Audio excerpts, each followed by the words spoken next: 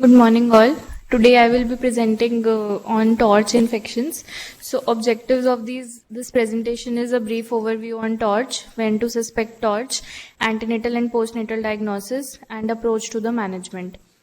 So a brief overview, it is a medical acronym for a set of perinatal infections. It can lead to severe fetal anomalies or even fetal loss.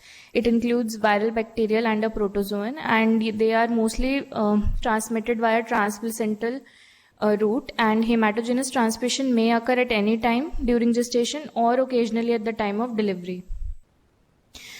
So, as you all know, the TORCH acronym stands for Toxoplasma. O is for other infections, which include syphilis, varicella zoster, parvovirus, hepatitis B. R is for rubella, C is for CMV, and H is for HSV, basically HSV2 infection. So the general features of these torch infections are, the earlier the gestation, more the severity, except for herpes, which can present at a later stage also and can present with severe manifestations. Antenatal period is mostly uneventful in the pregnant lady. Primary maternal infection is more severe when it is occurs, and most of them are asymptomatic at birth. Mostly isolation of the organism is diagnostic, and earlier the treatment, lesser the morbidity, and long-term follow-up is necessary. So when you suspect torch, when you have a stillbirth, when there's prematurity, when there's IUGR baby having micro or macrocephaly, baby having hepatosplenomegaly with rash, with conjugated jaundice and cataract, and congenital structural anomalies. So when you get a syndromic presentation involving 1 or 2 or 3, 4 criteria, then you can suspect torch infections. So coming to torch serology, the collective torch serology has low diagnostic yield overall. Instead, individual tests based on clinical presentation, they contribute towards better diagnostic yield. And it underestimates the multiplicity of pathogens that can cause perinatal infections. So this table depicts the basically clinical findings which are associated with torch infections. As you can see, hepatosplenomegaly is mostly present in all. Coming to cardiac lesions, rubella is the one which is associated commonly with PDA, and pulmonary stenosis and myocarditis. And HSV and parvo also can cause myocarditis and CMV. Toxo and syphilis generally do not present with cardiac lesions. Coming to skin lesions are mostly non-specific. They can be presence of petechiae or maculopapular rash. Then comes hydrocephalus. Toxoplasmosis is associated with hydrocephalus. Rubella can be present, and HSV also. Then coming to microcephaly. Toxo and CMV characteristically causes microcephaly. And calcifications, as you all know, toxoplasmosis causes diffuse intracranial calcifications, and CMV causes periventricular calcifications, which can be easily picked up on ultrasound and later followed by CT. Coming to ocular disease, most of these can cause, the classical manifestation is chorioretinitis. But associated with chorioretinitis, rubella can cause microophthalmia and cataracts, and HSV can also cause chorioretinitis along with cataracts.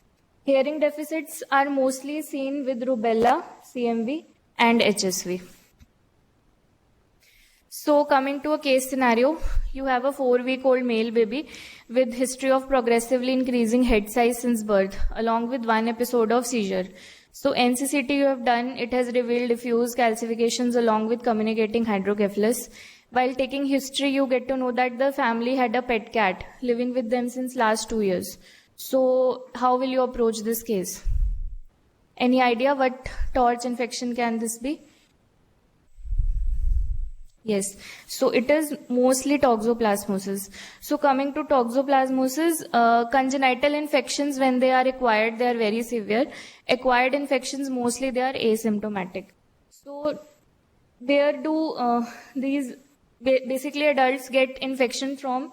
They can get infection from cat. So cats, basically they in their feces, oocysts are present. These oocysts, they contaminate the litter, which can be consumed by the male or the female. Then Tissue cysts can be present in prey along with grass and soil and contaminating the garden vegetables, and if they are present in livestock, or very rarely in during organ transplantation or blood products. So the infective basically organism is in the form of oocyst, which releases these sporozoites. So coming to infection, mostly in neonates, it is a subclinical infection in 80 to 90% of the cases. In follow-up, we can see retinal and CNS abnormalities.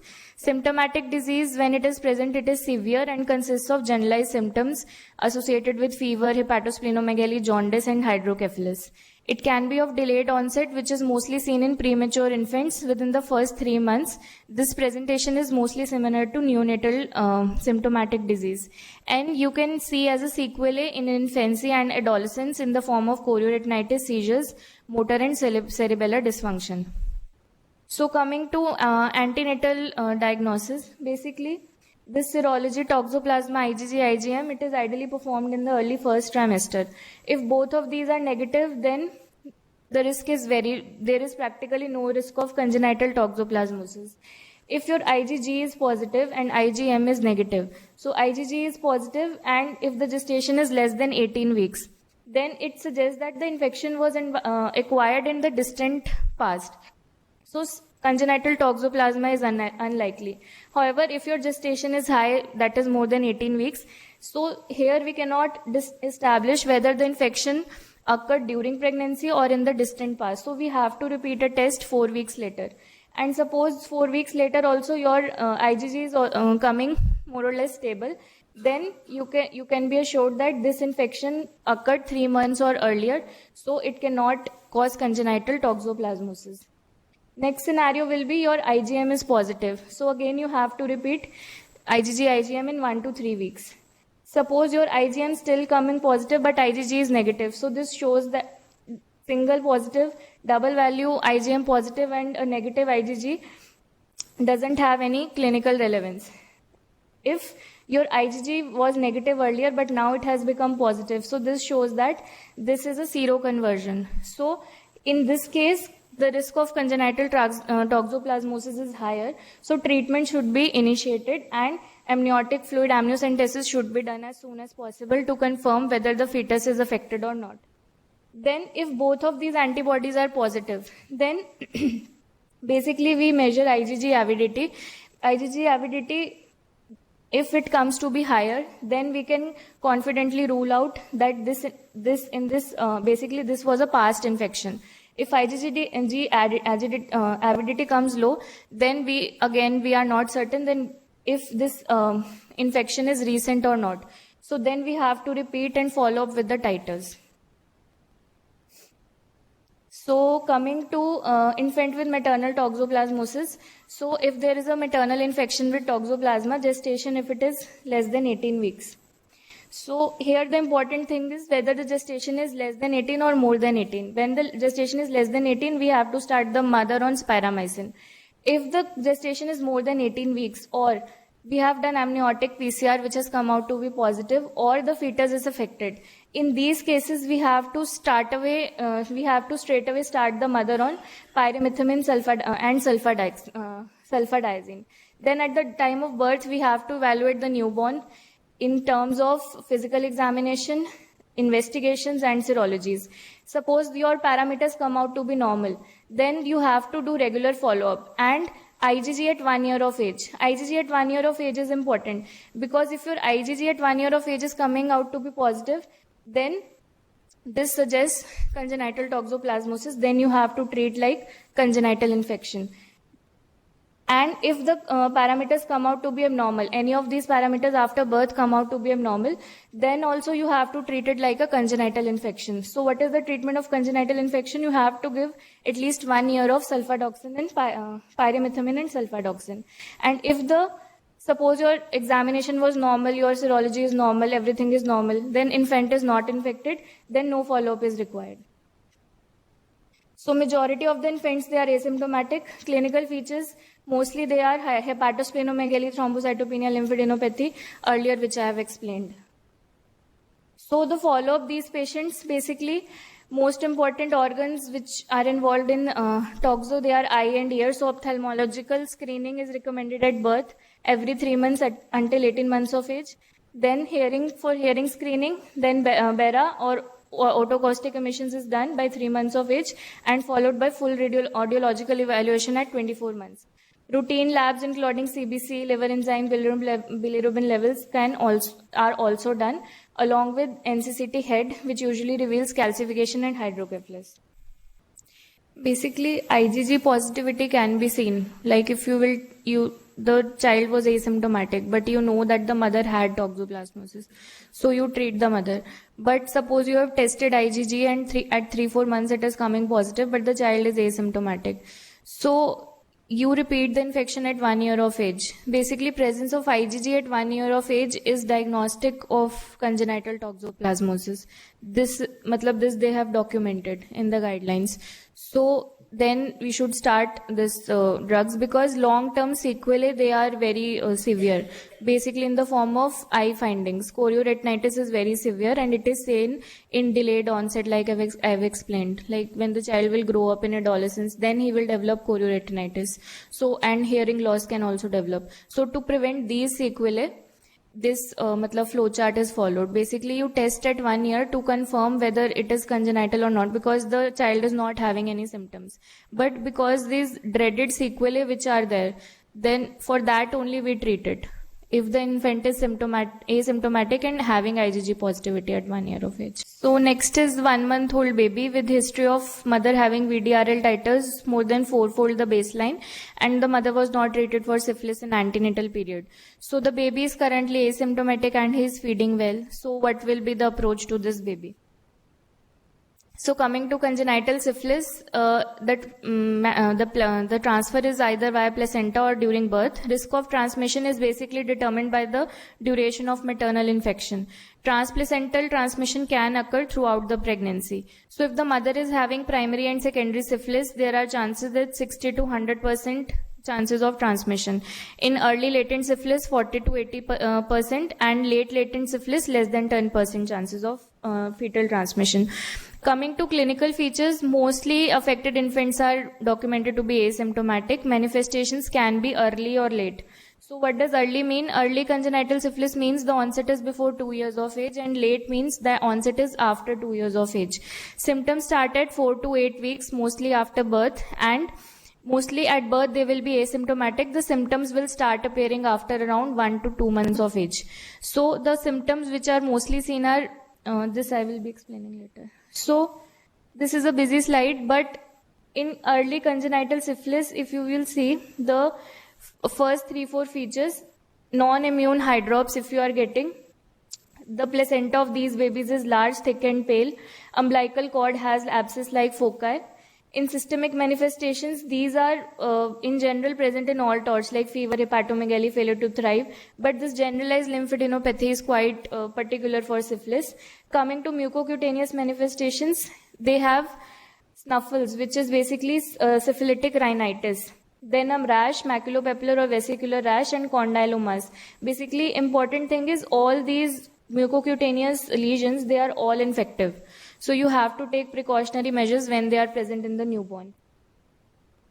Then in hematological manifestations, we have a DCT negative anemia, thrombocytopenia and leukopenia or leukocytosis. In musculoskeletal manifestations, they are quite typical and they have been described like pseudoparalysis of Parrot, which is basically because of pain, the child is not able to move one limb. And multiple radiological abnormalities which have specific signs like periostitis, there is metaphyseal serrations and Wimberger sign and all. Neurological findings in CSF, the VDRL always comes positive when you do a CSF, and it can present as leptomeningitis either in acute or chronic forms. And in miscellaneous can present as pneumonitis and nephrotic syndrome. So in early syphilis, basically snuffles, this rash involving palms and soles, and condyloma lata, they are characteristically seen. So coming to when the infant presents after 2 years of age, that is late congenital syphilis. So the infant will have a typical facial feature like frontal bossing, there will be a saddle nose, short maxilla, Ophthalmological findings characteristic described as interstitial keratitis along with chorioretinitis. In ears, you will have sensory neurohearing loss. In oropharynx, you will have Hutchinson teeth, mulberry molars, and you can have a perforation of hard palate. In cutaneous manifestations, you can have gammas. CNS abnormalities, they are quite typical with intellectual disability, seizures, optic atrophy, and Saber-Shins, Clutton joints, and scaphoid scapula. So all of these manifestations are of late congenital syphilis. Now coming to the management of congenital syphilis, basically, if the infant is first scenario is infant is having with a proven or highly probable disease presence of any one of these three features, which is abnormal physical examination that is consistent with congenital syphilis. Second is that you have done a non-treponemal titer and it is coming more than fourfold as compared to mothers.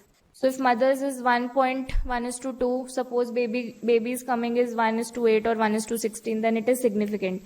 Or you have done a positive dark field or fluorescent antibody test of body fluids which has come out to be positive.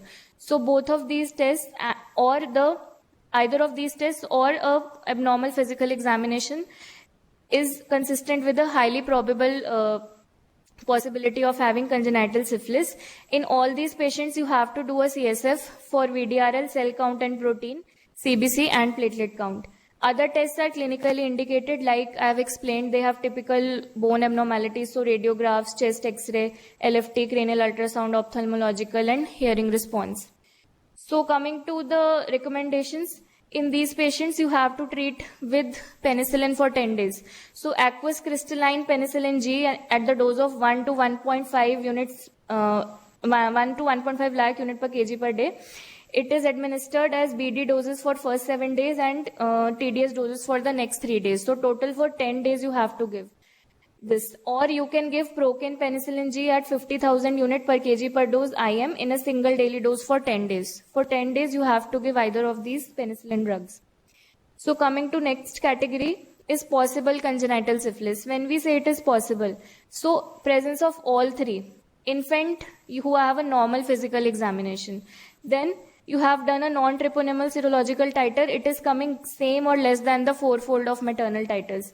And the mother was not treated or inadequately treated. Inadequately treated means that either the mother was treated with erythromycin or some non-penicillin drug, or mother received less than 30 days. Basically, the treatment was received before 30 days of delivery. So presence of all these three criteria is essential for a possible congenital. So recommended evaluation is same as I've explained. So for these babies also you have to, if complete evaluation, for example, is not done and follow-up you know that is not certain, then you treat for 10 days, same as I've explained. And if you are certain that complete evaluation means physical evaluation, all the tests which I have told, if it is normal and follow-up is certain, then you give only benzathine penicillin G in a single dose, which is 50,000 units per kg per dose IM. But some specialists still say that 10 days of parenteral therapy is better. Next, congenital syphilis is less likely. This will be infant who has a normal physical examination, the titers are less, mother was adequately treated, appropriate for the stage of infection, treatment was administered more than 30 days and has no evidence of reinfection or relapse. So in these patients, no evaluation is required, and recommended regimen, if your follow-up is certain, then no treatment. If follow-up is not certain, then again you give a single dose benzathine penicillin. Then if congenital syphilis is unlikely, this is also the same as previous only, but mostly in this the mother's treatment was adequate and her non-treponemal serological titers, they were low and stable during pregnancy and at delivery.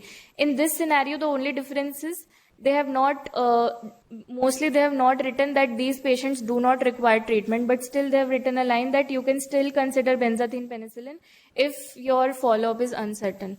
So basically, if you have diagnosed congenital syphilis and it is a possible infection, then you treat for 10 days. And if you have any doubt, then at least give a single dose of benzathine penicillin. In follow-up, we do VDRL every 3 months for 1 year.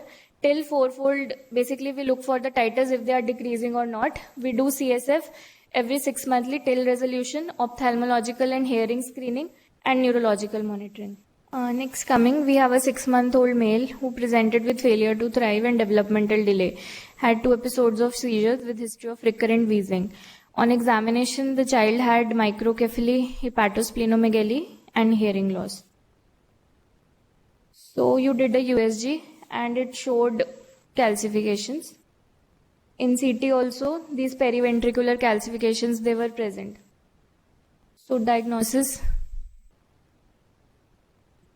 So it is likely to be CMV. So coming to types of CMV infection in children, mostly we see is congenital CMV. It is basically up till 3 weeks of life. The diagnosis is made up till 3 weeks of life. What is perinatal CMV? It is diagnosed postnatally after the 3rd week by the methods which I'll be describing later. And probable congenital CMV infection is diagnosed after postnatal 3rd week, but clinical signs of disease were similar to congenital CMV. So congenital CMV, most common congenital viral infection, 10% are symptomatic and 40 to 50% of the symptomatic child will have sensory neural hearing loss. And it is the most common cause of non-hereditary causes of deafness. Perinatal CMV can occur secondary to intrapartum ingestion of breast milk and blood products. It has little significance and not associated with long-term disability. Exception is only when the baby is premature and is low birth weight.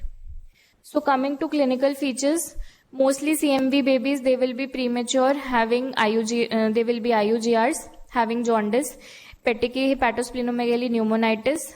They will have microcephaly and intracranial calcification. They are observed in almost up to 75% of the symptomatic infants.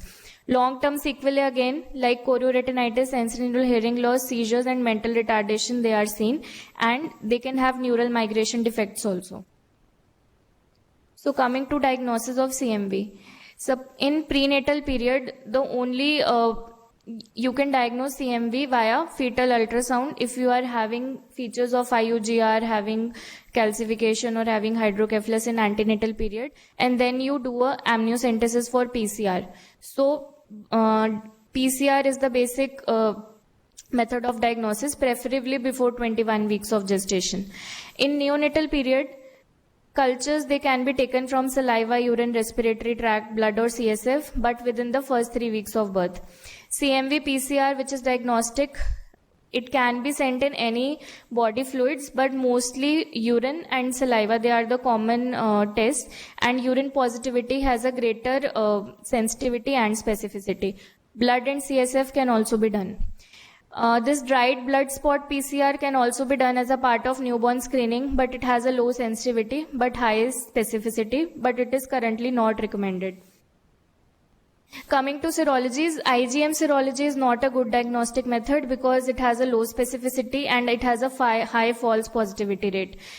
So coming to IgG serology, negative titers in both mother and infant can exclude congenital CMV, but it cannot differentiate congenital from the perinatal form. So coming to diagnosis, how we do CMV antigen also, its sensitivity and utility in newborns is not known. So the only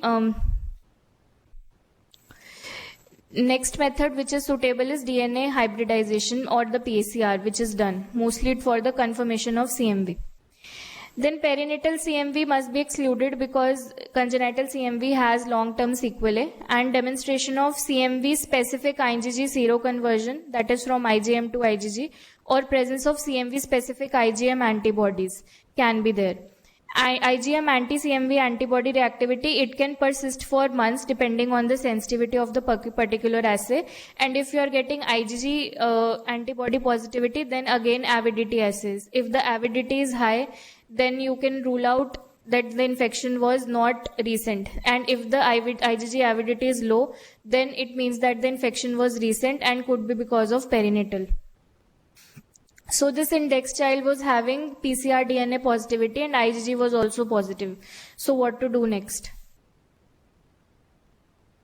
So the next question is which infants we will treat. So antiviral therapy is limited to patients with symptomatic congenital disease only, who are in which we should start treatment within the first month of life. So you have suspected congenital CMV infection in any infant who is having a symptomatic disease. As I've explained, the constellation of signs like IUGR, hepatosplenomegaly, microcephaly, retinitis, infant with abnormal imaging like CMV, periventricular calcifications, abnormal fetal ultrasound, echogenic bowel IUGR, and infants who are born to mother with CMV during pregnancy. So in all these patients, in the first 3 weeks, urine or saliva PCR is done. Suppose your urine or saliva PCR is coming positive, then it suggests congenital infection. Then you have to do a full body screen, including physical examination, the investigations, CBC, LFT, hearing, ophthalmological, USG, cranium, CT, MRI, if neurological signs are present. If the infection is severe, moderate to severe, then only we treat with valganciclovir. If this infection is asymptomatic or the hearing is normal, even if the infant is having isolated sensory neural hearing loss or mild symptoms are present, then follow-up is advised till 2 years. No treatment is advised. And suppose first time you have done urine saliva PCR within the first 3 weeks and it comes out to be negative, then it rules out congenital infection. So the key is to do within first 3 weeks this DNA PCR. If it comes out to be positive along with symptomatic infection, which is a moderate to severe, then you treat these patients with valganciclovir. So coming to treatment, 6 months duration is advised. However, new regimens are also coming in which 6 weeks of therapy has also been seen to be effective.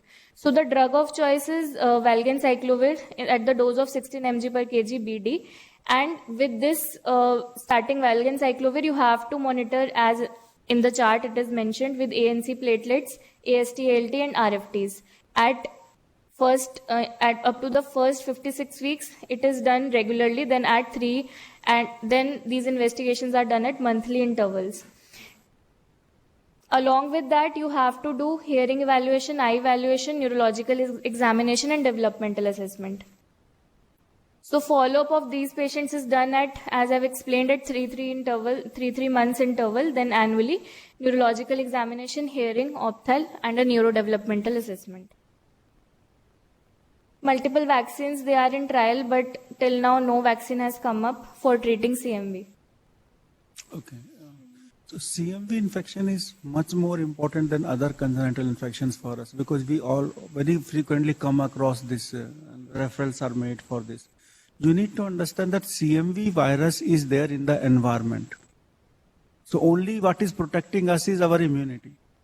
That you need to understand. First infection is much more symptomatic and mount immune response. Future infections can occur even after once infection has occurred, but they are milder.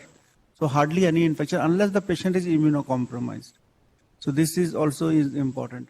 We have 2 or 3 type of infection. One is the infection, the first infection with the child get when they go to these schools, play schools, toddlers. That is the first time they get this CMV infection, very commonly.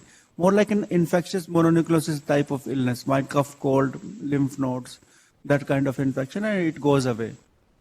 And IgM remains positive for a shorter duration, for maybe for 3 to 6 months, and then becomes negative. IgG remains positive for life.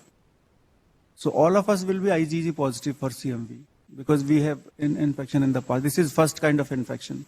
Second kind of infection is what we get in immunocompromised patients. If your immunity has gone down, the fresh infection will be severe because you don't have any immunity.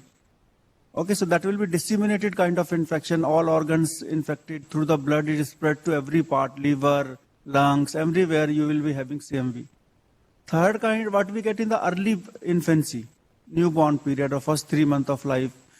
So that is where we need to think whether this is congenital infection or this is postnatally acquired infection. Sometimes it is difficult to differentiate both of them.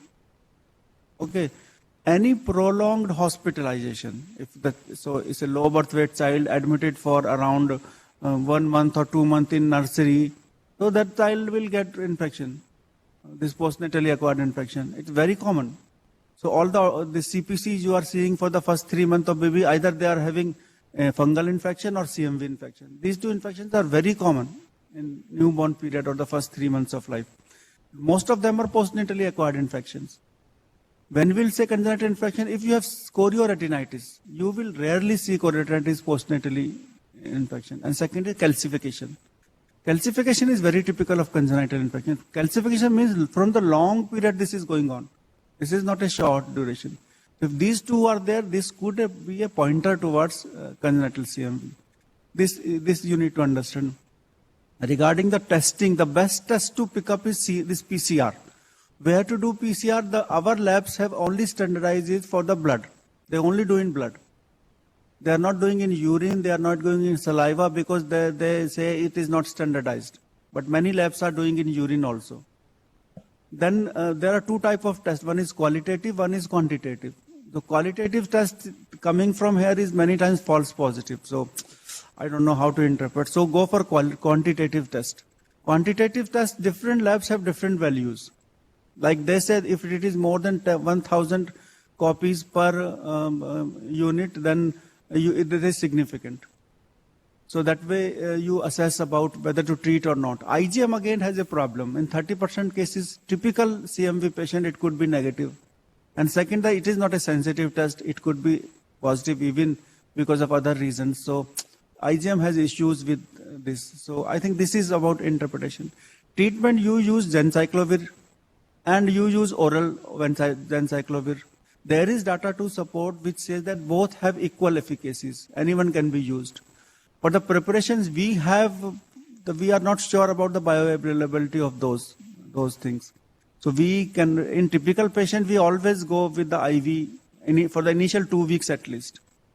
Because we are not sure about whether the oral is actually working or not. Because there is no way to do this unless you do the viral titers very frequently. This is one issue we come across. Okay, any questions you have about CMV, you can ask now.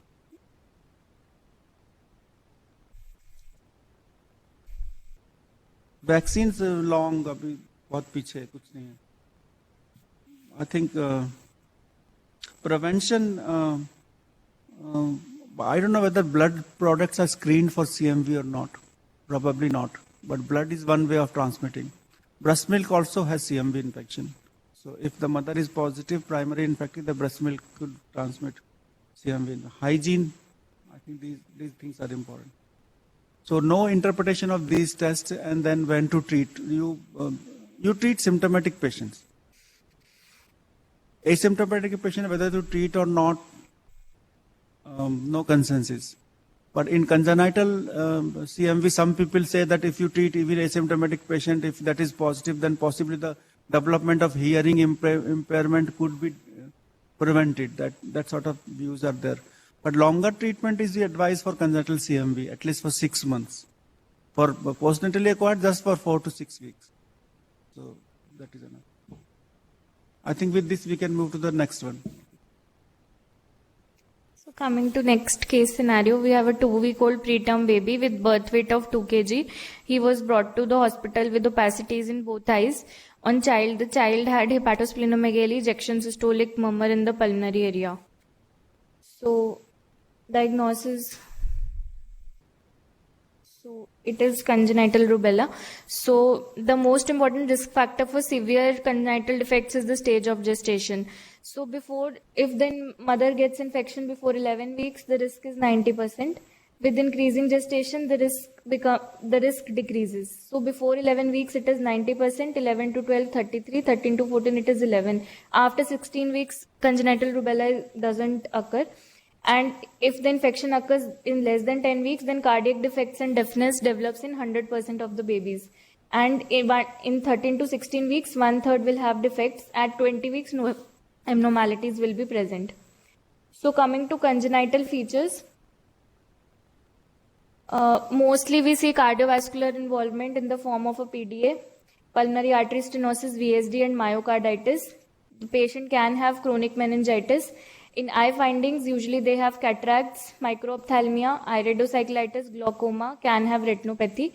And in ear, we have cochlear hemorrhage and endothelial necrosis causing sensorineural hearing loss. Other systems can also get involved in congenital rubella, like lung can have pneumonitis, in liver you will have fibrosis, biliary stasis, kidney can have interstitial nephritis, bones can have poor mineralization, thymus can be absent, can be there. They can be absence of germinal centers. You can have findings in skin also. But the classical triad is involvement of cardiovascular, eye, and ear anomalies. So coming to diagnosis, antenatal diagnosis, fetal blood IgM, and detection of rubella antigen by CVS.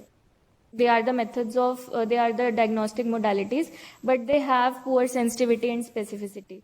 Postnatal diagnosis is done by isolation of rubella virus in the secretions, then rubella specific IgM and persistent rubella specific IgG. So coming to treatment, there is no specific therapy available for rubella.